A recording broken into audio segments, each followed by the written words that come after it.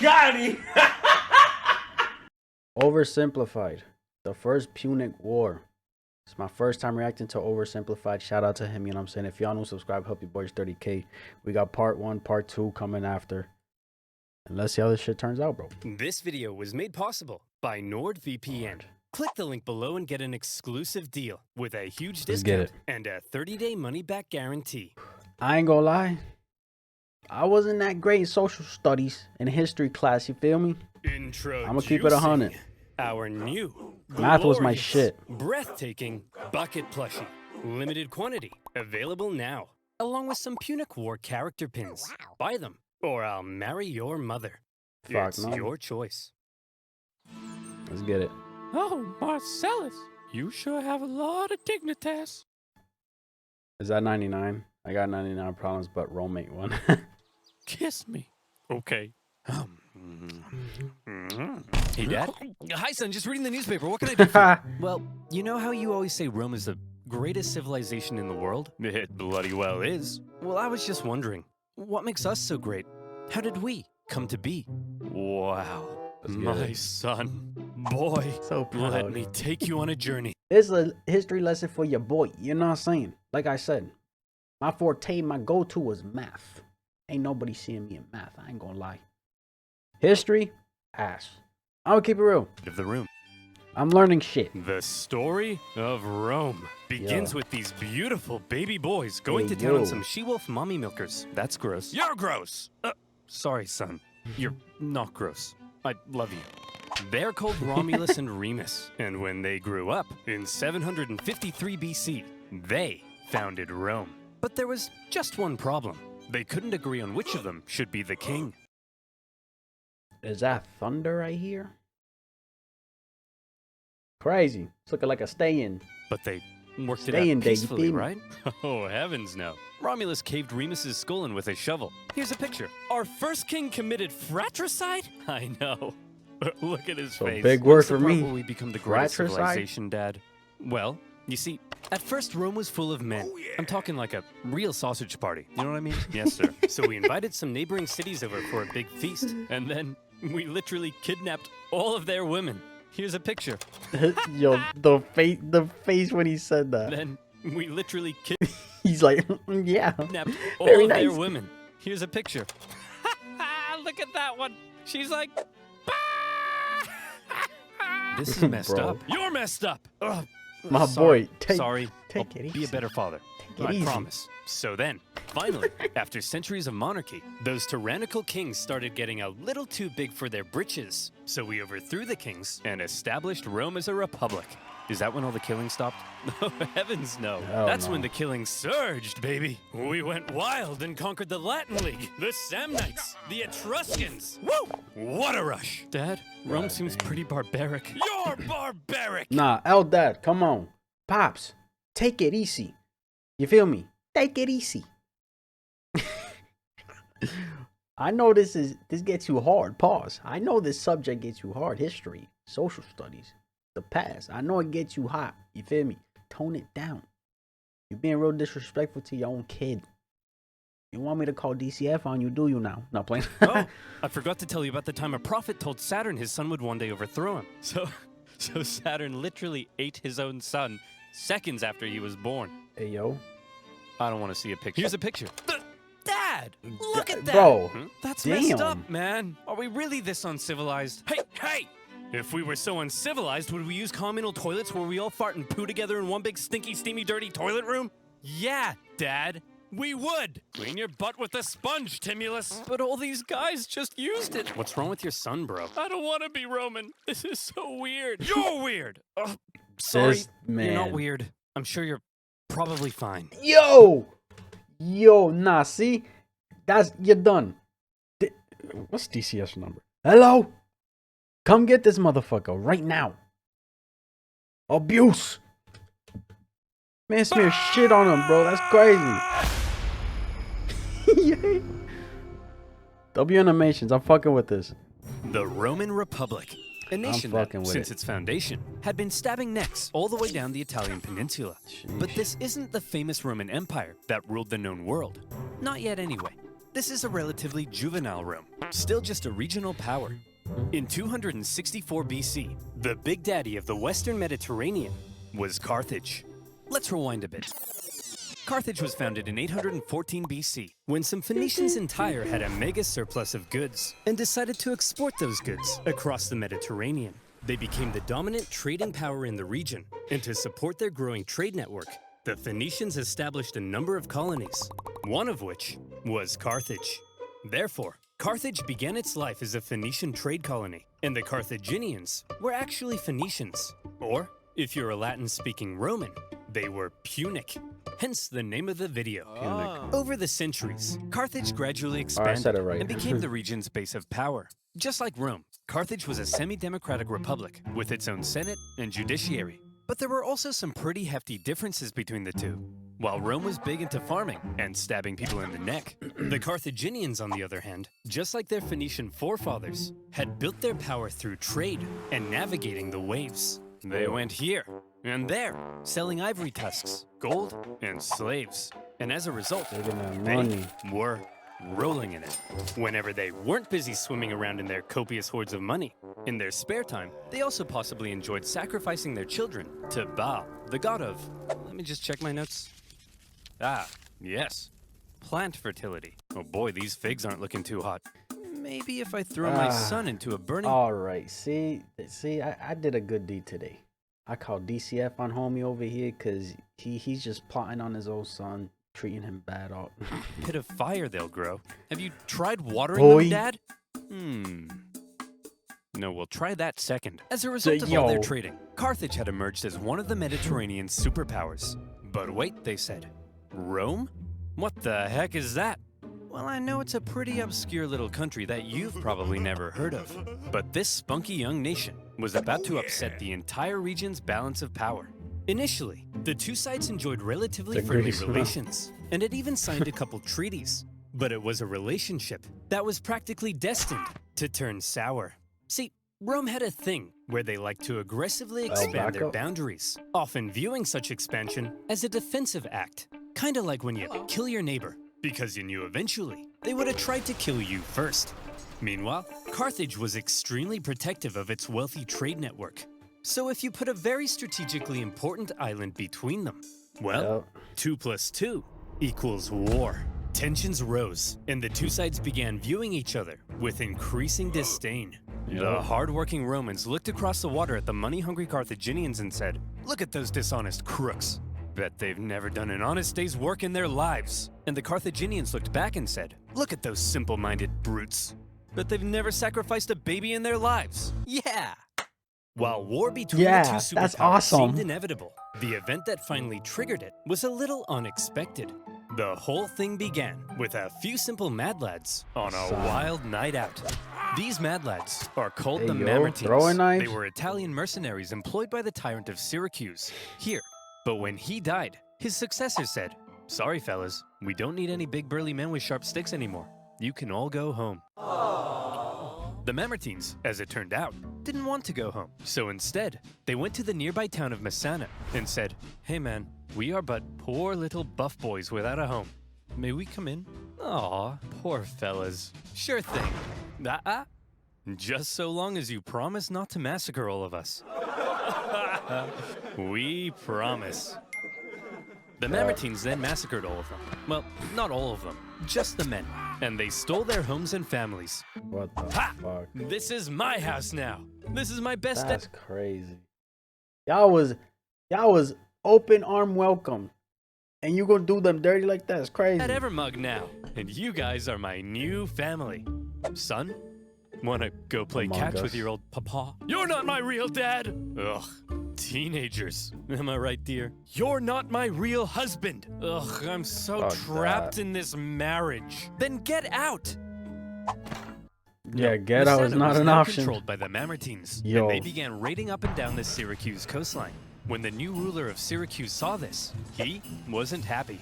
The Syracusans began fighting back, and in response, the Mamertines said, "Oh crap, they're fighting back? What do we do? Oh shit. Quick, we'll convince the Carthaginians to come and save us." Oh no! We're in trouble.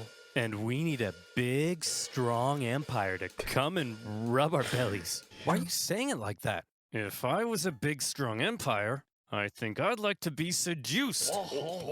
See? Nah. It's working!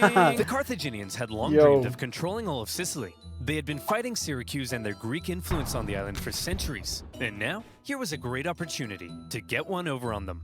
So Carthage promptly answered the Mamertines' cry for help and sent a force to garrison Messana. As it turned out, however, some within the ranks of the Mamertines weren't too happy with the occupying Carthaginians, and they sent out a second cry for help to Rome. When it reached the Roman Senate, they were a little more hesitant. Going to help the Mamertines ran the risk of triggering an all-out war with Carthage, and they had only just finished conquering the Italian peninsula, so they were kind of tired. Plus, the Mamertines were all the way across the water. They had never made a leap like that before. So you would assume that to avoid any conflict with Carthage, the exhausted Romans would probably sit this one out. But you would assume wrong. Rome just couldn't resist a good chance for war. Why? Well, there's something you gotta understand about Rome. See, as a republic, they were hell-bent on preventing any one man from ever gaining too much power. And so rather than having one leader, Rome had two, called consuls, who shared power. These consuls could also only serve for 1 year at a time before new consuls were elected. These measures to limit the powers of the consul. I get it, but it's kind of still the same thing. Having one ruler, but this one has two. It's for a year. You know what I'm saying? It's kind of the same thing, just somebody above everybody else, you feel me? It makes sense. Were noble, but had an interesting side effect. The consuls knew they had just 1 year to try and gain as much glory and prestige as possible, something that was very important in Roman society. And the best way of gaining glory and prestige? Military victory, of course. The Roman political system basically ended up encouraging these consuls to go out and be as aggressive as your Italian grandmother when you don't eat all the spaghetti. And so the glory-seeking consuls convinced the people to vote in favor of going to Messana. And in they went. Upon the arrival of the Romans, the Carthaginians in the city, amongst the confusion, were forced to leave. Now, in contrast to Roman aggression, the Carthaginian military had a slightly different philosophy. All right, kids, listen up. If you want to grow up to be Carthaginian military leaders, there's a few things you have to understand. If you fail to succeed on the battlefield, that's a crucifixion. Showing cowardice, that's a crucifixion. Hello, sir. What are you doing here? Crazy. Aren't you meant to be in Messana? Yeah, but the Romans showed up. So you just left? Sure did. Oh, you better believe that's a crucifixion. You're done. You're the done. Roman consuls were awarded for victory, and therefore tended to be aggressive go-getters. By contrast, the Carthaginian generals were brutally punished for failure, and so they tended to be more cautious and restrained. This dynamic is helpful for understanding some of the crazy things that happened during the Punic Wars. So, the Romans have crossed over to Messana, and now there was some red on the island. Hit that panic button. This turn of events was unacceptable to both Carthage and Syracuse, so the traditional enemies teamed up to kick the Romans off their island. They surrounded the city and said, "Hey, you jerks! This isn't your island! Come out of there at once!" Okay, we're coming! See, Phil, you just gotta speak with authority. That's what being an alpha male's all about. You're hey, done. Man. You're done. You brought your weapons and armor? No, I didn't mean... Oh, crap. Out the Roman legions came to engage the Carthaginians in battle, and they sent them packing.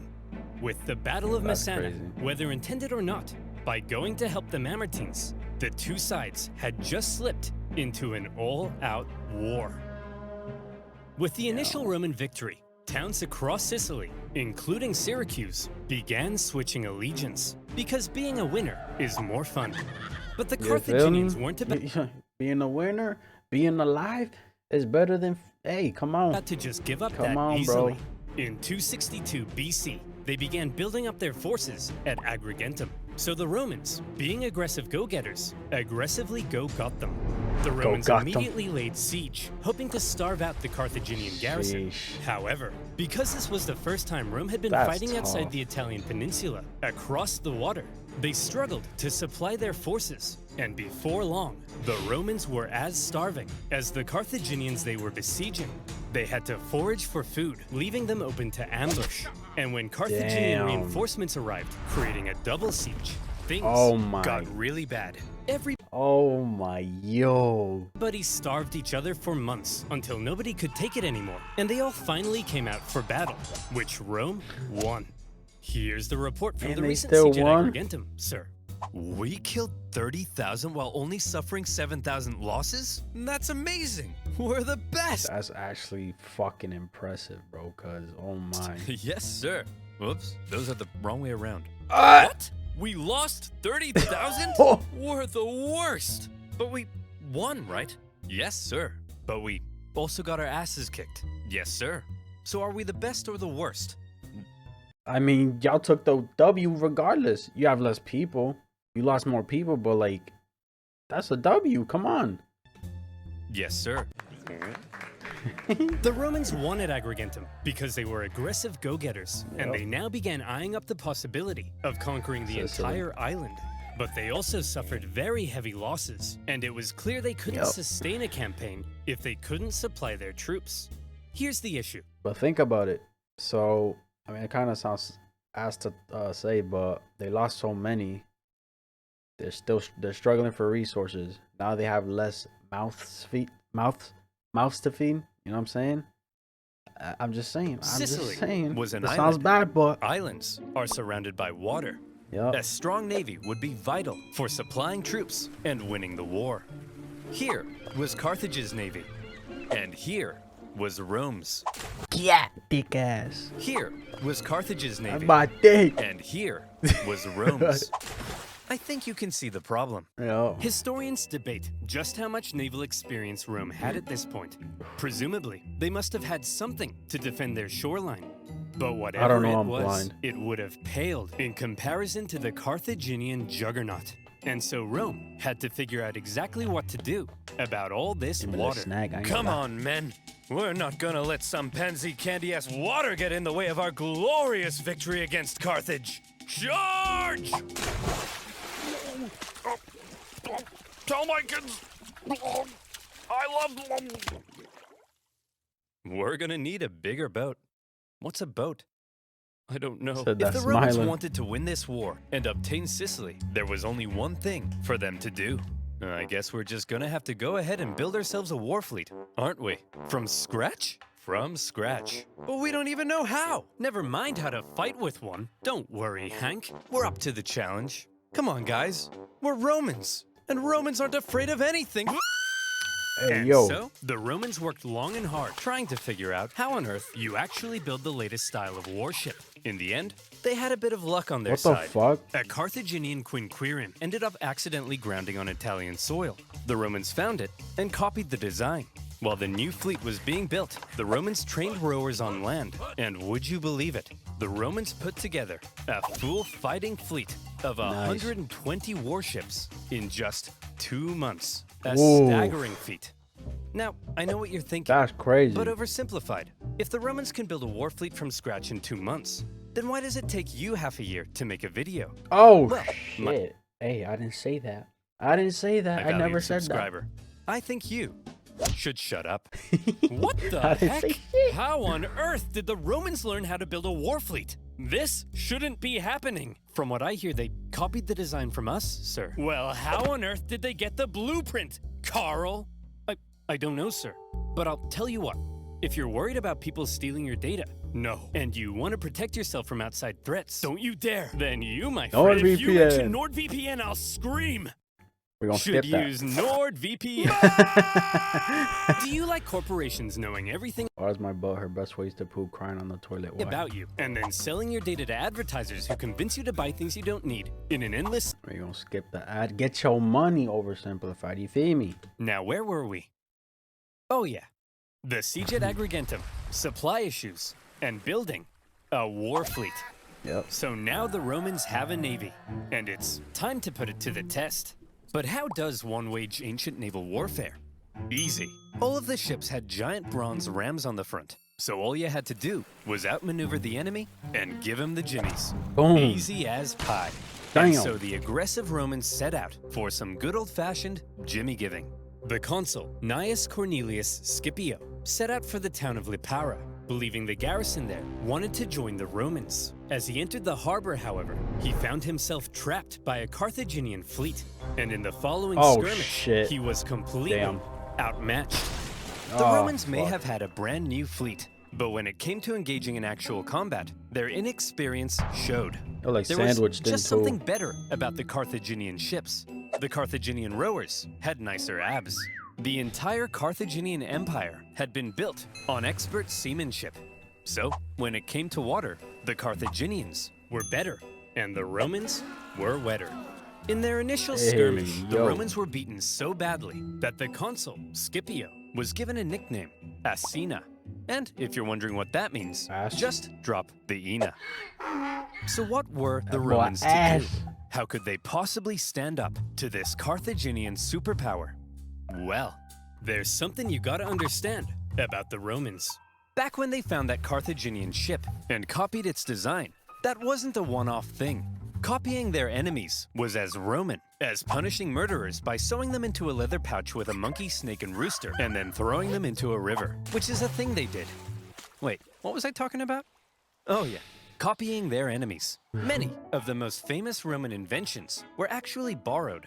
Aqueducts, chariot racing, their gods. Even in warfare, the Romans would get pierced by a Sabine javelin, and they'd be like, wow. They'd get hacked to bits by an Iberian sword, and they'd be like, wow. And they'd copy the designs for themselves. However, they wouldn't just copy it. They would advance it, finding ways to adapt it as perfectly as possible. And in the case of naval warfare, the Romans realized if they wanted to beat the Carthaginians at their own game, they would have to adapt. The Romans excelled at combat on land, not on water. But what if, they said, we could somehow turn a sea battle into a land battle? Sounds crazy, right? Lure them in. Well, they made a couple of tweaks to their warship, and look, here they come again. They must love getting their asses kicked. Sir, what's that toll thing sticking out of their ships? Are you done? They really are idiots. Look at that thing. You're done. That'll make them blow over. I mean, look at. You're done. Bob. Yo, you getting smeared on that boat, boy. Bob, get your camera out. Take a picture of it. I mean, how stupid can you be? Let's just add a big wooden tower to our ship that'll weigh us down and blow us over in the wind. Drop it. I mean, what does that thing even do? You're done. Yo! The Romans had built a big swinging spiked gangway called the Corvus. So when the Carthaginian ships approached to ram them, the Romans would just slam them. The Carthaginians tried going around. No problem. The Corvus could swivel. Try going behind. The Romans would huddle to the coastline. It was foolproof. Crazy. Those big, sexy Carthaginian rowing muscles could flex all they want, but they were no match for the Roman mind. So ladies, you see, what really matters is what's on the inside. Please go out with me. And with that, the Romans, who had only just recently began dabbling in the art of naval combat, thanks to their ingenious Corvus, had just managed to outclass the Mediterranean seafaring superpower. The Carthaginians were stunned, and the general in charge of the defeated Carthaginian fleet, well, you better believe that's a crucifixion. With their newfound control of the seas, the Romans could now more easily blockade coastal cities and supply their legions on land. Surely, the Romans were now free to unleash their aggression all over the island. Hey, yo, pause on that. Hey, Carthaginians, what are you gonna do now that we're free to rampage across the island? We're gonna go inside these walls and close this gate. Oh, come on, guys. Stop messing around. Come out so we can kill you. No. Come on and play. No. Oh, no. To counter the new Roman supremacy, the Carthaginians decided to engage in a defensive war of attrition, forcing the Romans to engage in siege after lengthy siege. The war in Sicily became a long, hard, back-and-forth slug. One by one, cities slowly fell as the Romans gained ground. Occasionally, the Carthaginians countered and even pushed them back, only for the Romans to rebound again. And whenever a city did finally fall, the Romans could delight in slaughtering the entire population and selling any survivors into slavery, which was pretty standard procedure at the time. In general, the campaign on land was progressing much slower than the Romans had hoped, and quite frankly, they were getting sick of it. So in 256 BC, they decided that something had to change. Hey everyone, my name's Marcus Attilius Regulus, and I'll be one of your consuls for this year. Look, as I'm sure you all know, Sicily's being a bit of a drag. Sure, I could go and spend my entire year as consul besieging one single city, but they'll never make a naked statue of me for that. So here's the new plan. I'm gonna skip Sicily entirely, take my army, and go right for the heart of Carthage itself. I'll slaughter the men, enslave all the women and children, and when I return, you'll all build 1,000 naked statues of me. Marcus, that women and children stuff, that seems pretty evil and barbaric. No, Jim, it's perfectly normal in the ancient world. Sometimes we even chop their pets in half. Okay, guys, looks like the Romans are— How the times have changed, bro. You try to do that, you're getting locked up. No cap. They're coming straight for us this time. And what will they do when they get here? They'll kill us all. They'll massacre each and every last one of us. They may even chop our pets in half. That's barbaric! No, Rob, it's actually pretty normal for the time. We'd do the same to them. Who'll protect us? Funny you should ask, Mary. Oh, That's man. kind of why I called this meeting. Who will protect us? Protect our families. Who's trying to fight? Our homes. Our children. Who's trying to fight? Because I'm not. You're not saying. That's what he's saying. You guys? Ha! Don't make me laugh. Why, you're just a bunch of stupid and weak farmers. Oh, hell no. Simple-minded buffoons. Oh, no. Cowards. Fools. Rob here thinks enslaving women and children is barbaric. You're a snowflake, Rob. Yes, you are. The fact is, if the Romans manage to land on African soil, we're all gonna die. A terrifying, hideous, unspeakably painful death. Is that the end of that speech? Yes. I was expecting. He's talking all this shit. I was expecting. But I need you guys. Are y'all with me? The Carthaginians had to stop the Romans from ever landing in Africa because they believed that would be the end. So as the Romans were building an invasion fleet, the size of which the world had never seen before, the Carthaginians were preparing an even bigger one to stop them. And in 256 BC, as the Roman invasion fleet made its way south, the stage was set for a humongous battle that saw 680 warships, around 300,000 men, fighting to decide the course of the war. To this day, the Battle of Cape Ignomus remains possibly the largest naval battle in human history, all the way back in ancient times. So the next time your granddad tells you about the time he sank a Japanese aircraft carrier, kick him in the nuts. The Romans had a lot lighter in this battle. They weren't just sending their warships, but transports as well, full of supplies and horses for their invasion of Africa. They therefore formed a protective wedge-like formation to punch through the long, thin Carthaginian line. The Carthaginian generals, however, desperate to prevent the Romans from reaching Africa, had a plan of their own. As the Roman fleet approached, the Carthaginian center feigned a retreat, luring the Romans in so their outstretched flanks could envelop them and get around the Roman corvus. A clever plan, but with such a huge battle and so many ships crowded together, the Carthaginians struggled to maneuver as hoped. And in the chaos, 3 separate battles emerged across the huge battle space. With the number of ships limiting their ability to maneuver, the Carthaginians became sitting ducks, and all the Romans had to do was start swinging. The Roman center came out on top, and were then able to turn around and rescue their pinned down flanks. The Battle of Cape Ignomus was a Roman victory. Roman victory, 30, 40, 10,000 killed. Okay. 94, 24, all sunk.